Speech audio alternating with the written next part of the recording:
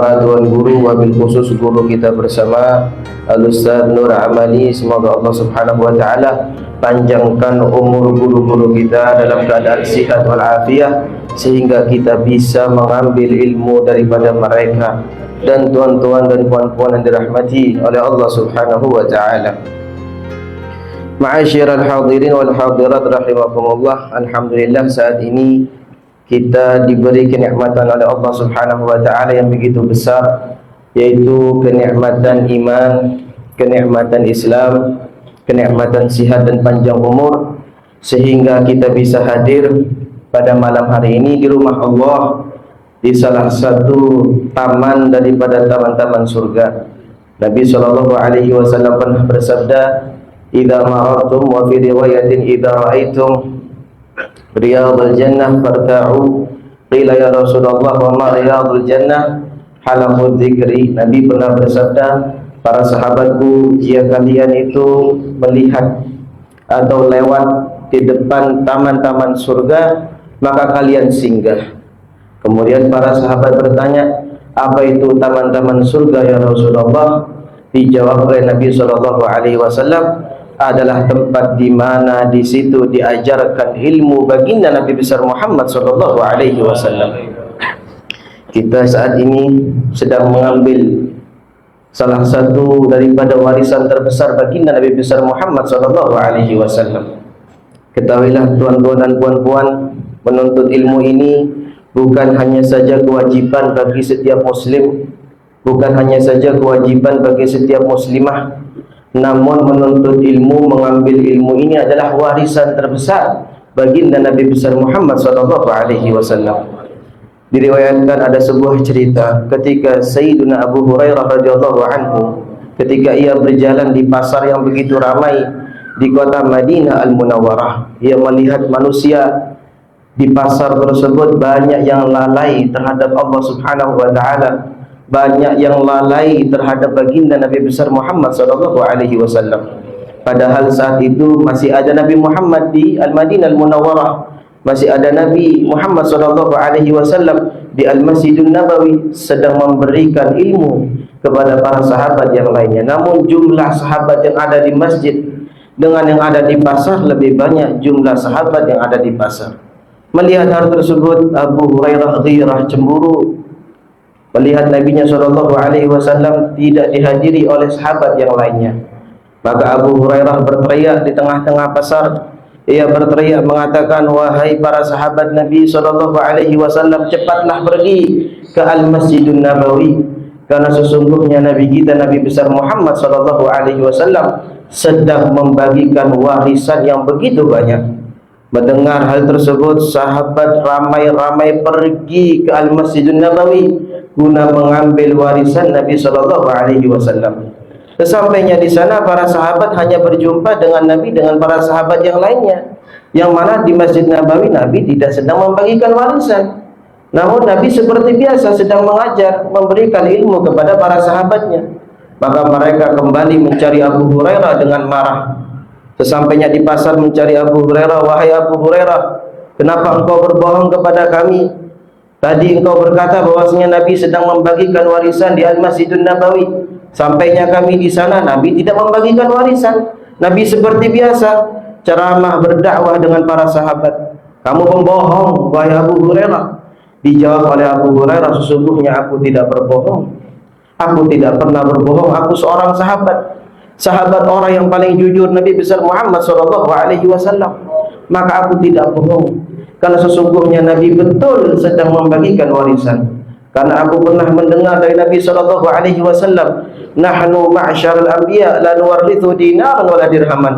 Sesungguhnya kami para nabi tidak pernah mewariskan dinar atau mewariskan dirham. Para nabi tidak mewariskan harta, para nabi tidak mewariskan rumah, para nabi tidak mewariskan uang yang banyak. Wa innama warrathul ilm. Namun mereka para nabi mewariskan ilmu. Faman akhadhaha faqad akhadha bil haqqil wafir.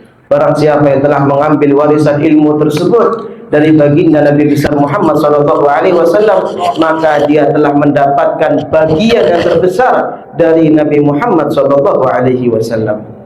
Dari hadis tersebut kita mengambil kesimpulan bahwasannya yang ditinggalkan oleh Nabi kepada kita semua para umatnya bukanlah harta, bukanlah duniawi, namun warisan ilmu yang selalu harus kita cari. Ketahuilah ma'asyiral hadirin wal hadirat rahimakumullah, menuntut ilmu ini tiada batasannya. Menuntut ilmu ini tiada batasan usianya. Nabi SAW bersabda, "Utlubul ilma minal mahdi ilal lahdi." Carilah ilmu dari perut ibumu sampai liang lahat. Ini kata Nabi SAW. Maka kalau kita ini ngaku cinta kepada Nabi besar Muhammad SAW, kita selalu hadir majlis salawat Nabi SAW, selalu cinta, selalu bersalawat kepada Nabi SAW, maka harus ada buktinya, yaitu duduk di majlis ilmu, menimba ilmunya baginda Nabi besar Muhammad SAW. Banyak sekali orang-orang itu yang mengaku saja, namun tidak ada perbuatan, tidak ada bukti kecintaan terhadap Nabi SAW. Maka sungguh beruntung antum sekarang berada di hadapan para ulama, berada di hadapan para tuan guru, duduk di rumah Allah Subhanahu wa taala, duduk di taman surga, mengambil warisan terbesar Nabi Muhammad SAW. Ma'asyiral hadirin rahimakumullah. Kemudian dalam masalah menuntut ilmu ini, perkara yang paling penting adalah memilih seorang guru. Banyak sekali majlis-majlis ilmu di luar sana, namun kenapa anak muridnya tidak bisa manfaatkan ilmunya? Kenapa banyak orang tersebut belajar lama namun tidak manfaat ilmunya? Mungkin salah satu sebabnya adalah salah dalam memilih guru, salah dalam memilih tuan guru, salah dalam memilih ustaz, salah dalam memilih ulama. Karena ulama itu ada syaratnya, ada kriterianya. Tidak gampang seorang tersebut menjadi guru, tidak gampang seorang tersebut menjadi ulama. Oleh karena itu kita harus tahu apa itu seorang guru yang benar, mana itu guru yang benar, siapa itu guru yang benar yang bisa kita ambil ilmunya. Disebutkan oleh guru kita Abu Ya Ustaz Al-Habib Saleh bin Ahmad Al-Aidarus, beliau pernah mendengar sebuah hadis daripada gurunya Abu Ya Said Muhammad bin Alawi Al-Maliki Al-Hasani. Kata beliau, Abu Ya Said Muhammad bin Alawi Al-Maliki Al-Hasani, Nabi SAW bersabda, "La tajlisu inda alimin illa alladhi yad'ukum min khamsin ila khamsin." Janganlah kalian duduk kepada seorang alim kecuali ia bisa merubah 5 sifat yang buruk ini menjadi 5 sifat yang baik. Yang pertama kata Nabi SAW, minasyakki ilal yakin. Yang tadinya murid tersebut memiliki keraguan terhadap Allah wal'iyadzubillah, memiliki keraguan terhadap Nabi SAW, dirubah oleh guru tersebut menjadi orang yang yakin 100% terhadap Allah Subhanahu wa taala, yakin 100% terhadap baginda Nabi besar Muhammad SAW. Kemudian yang kedua, wa minat takabburi ila tawadhu. Kata Nabi, ia bisa merubah sifat murid tadi yang tadinya murid tersebut memiliki sifat sombong, memiliki sifat sombong terhadap manusia, dirubah menjadi murid yang tawadhu, menjadi murid yang bersahaja, tidak lagi sombong. Kemudian yang ketiga, wa minal adawati ila nasiha. Yang tadinya murid tersebut, yang tadinya kita memiliki sifat suka bertengkar dengan orang lain, suka bermusuhan dengan orang lain, jika dinasihati tidak terima, jika dibilangi tidak diterima, dirubah oleh gurunya menjadi orang yang cinta nasihat, minal adawati ila nasiha. Kemudian yang keempat kata Nabi SAW, wa minar riya'i ilal ikhlas. Guru tadi bisa merubah sifat muridnya yang tadinya ia tersebut amal ibadahnya ia lakukan hanya untuk dilihat manusia, riya, agar dilihat manusia, yang mana riya ini berbahaya. Kata Nabi SAW, inna riya'a ta'kulul hasanat kama ta'kulun narul hatab. Sesungguhnya sifat riya ini membakar, menghanguskan amal ibadah kita seperti api yang menghanguskan kayu bakar. Dirubah oleh guru tersebut menjadi murid yang ikhlas, semua yang ia lakukan hanya semata-mata karena Allah Subhanahu wa ta'ala.